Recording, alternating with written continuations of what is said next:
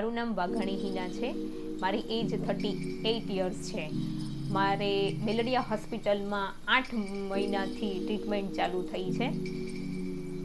મને પહેલાં પાયોરિયાની પ્રોબ્લેમ હતો. પાયોરિયાની ટ્રીટમેન્ટ થયા પછી મને જે દાંત વચ્ચે ગેપિંગ હતો, દાંતનો ઘસારો હતો, એના માટેની મારી ટ્રીટમેન્ટ ચાલુ થઈ હતી.